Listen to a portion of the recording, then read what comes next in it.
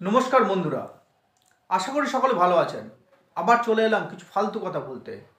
আজকের আলোচনায় থাকছে বদলি বিষয়ে কিছু তথ্য, সারপ্লাস বদলি, উচ্চশ্রী পোর্টাল খোলা এবং উচ্চশ্রী পোর্টালের মাধ্যমে পড়ে থাকা পেন্ডিং কেসগুলি কি হতে চলেছে। চলুন শুরু করা যাক আজকের আলোচনা। আজকে 16ই ডিসেম্বর 2024। যে তথ্য আপনাদেরকে দেব তা মিলিয়ে নেবেন, তবে কোথা থেকে পেলাম, কে দিল তা জানতে চাইবেন না, এটা বলা সম্ভব নয়। আর এই রকম ফালতু তথ্য পেতে অবশ্যই চ্যানেলটিকে সাবস্ক্রাইব করে আমার টেলিগ্রাম গ্রুপে যুক্ত হতে ভুলবেন না। আমি আপনাদেরকে আশাহত করছি না, কেবল বাস্তব চিত্রটা আপনাদের সামনে তুলে ধরার চেষ্টা করছি। প্রথমে বলি সারপ্লাস বদলি বিষয়ে। আপনারা সকলেই জানেন যে দপ্তর সারপ্লাস বদলিতে বেশি আগ্রহী। সারপ্লাস বা অ্যাডমিনিস্ট্রেটিভ ট্রান্সফার যাই বলুন না কেন, তাতে বেশি আগ্রহী। আপনারা এটা অলরেডি জেনে গেছেন যে 1300 জনের তালিকা নাকি প্রস্তুত হয়ে গেছে সারপ্লাস বদলি বা অ্যাডমিনিস্ট্রেটিভ বদলির জন্য। এছাড়া আরও 950 জনের আরেকটি তালিকা প্রস্তুত হচ্ছে, এটাও কিন্তু আমি জানতে পেরেছি। প্রথম তালিকায় নিউ সেট আপ স্কুলের শিক্ষক শিক্ষিকার নাম থাকার সম্ভাবনা কিন্তু নেই বললেই চলে, তবে দ্বিতীয় তালিকায় কিন্তু থাকছে। একসঙ্গে একটি তালিকায়, আবার বলছি, একসঙ্গে একটি তালিকায় সবার বদলি কিন্তু হবে না। একটি তালিকায় সবার নাম দিয়ে বা একটি তালিকার মধ্যে সমস্ত সারপ্লাস শিক্ষক বা শিক্ষিকাদের নাম দিয়ে ওনাদের সারপ্লাস বা অ্যাডমিনিস্ট্রেটিভ বদলি করার যে অর্ডার, তা কিন্তু প্রকাশ হবে না, এটাই এখনো পর্যন্ত জানা যাচ্ছে। আমি ধাপে ধাপে সারপ্লাস বিদ্যালয়ের তালিকা দিয়েছি এবং পরবর্তীতে আবার যখন আমি জানতে পারবো অবশ্যই আপনাদের তা দেব। যে তালিকা প্রস্তুত হয়েছে তাতে বেশিরভাগ শিক্ষক শিক্ষিকার নাম থাকছে কলকাতা জেলার ও তার পার্শ্ববর্তী বা সংলগ্ন জেলার। আবার বলছি, বেশিরভাগ শিক্ষক শিক্ষিকার নাম থাকছে কলকাতা জেলার এবং তার সংলগ্ন জেলার, যেমন উত্তর 24 পরগনা, দক্ষিণ 24 পরগনা, হাওড়া, এইরকম জেলায়। টেনসি মামলার আগে যাদের অর্ডার হয়েছিল তাদেরও কিন্তু ধাপে ধাপে অ্যাপয়েন্টমেন্ট লেটার ছাড়া হবে।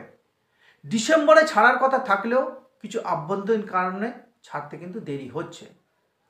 আরেকটি বিষয় যেটা আমি আগে বলেছিলাম সেটাই আবার জানতে পেরেছি, সেটি হলো নিউ সেট আপ শূন্য শিক্ষার্থীযুক্ত বিদ্যালয়ের শিক্ষক শিক্ষিকাদের একসঙ্গে সবার বদলি হবে না। বিষয়টি কি? বিষয়টি হলো একটি বিদ্যালয়ে যতজন শিক্ষক আছেন বা শিক্ষিকা আছেন ওনাদের সবাইকে একসঙ্গে কিন্তু বদলি করা হবে না, একজন বা দুজন করে ধাপে ধাপে কিন্তু বদলি করা হবে। এই বিষয়টা আমি আগেও বলেছিলাম, আবার আপনাদের বললাম বা জানালাম। এবার আসি উচ্চশ্রী পোর্টালের বিষয়ে।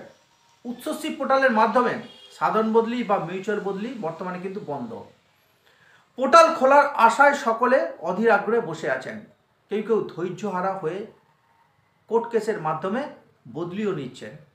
এই পোর্টালের মাধ্যমে বদলি যে নিয়ম তার কিছু পরিবর্তন করা হবে, এটা কিন্তু শুনতে পাচ্ছি যে উচ্চশ্রী পোর্টালের মাধ্যমে সাধারণ বদলি বা আপোষ বদলির যে নিয়মকানুন ছিল তার কিছুটা পরিবর্তন করা হবে, যার জন্য একটি রিভিউ কমিটিও নাকি তৈরি করা হচ্ছে।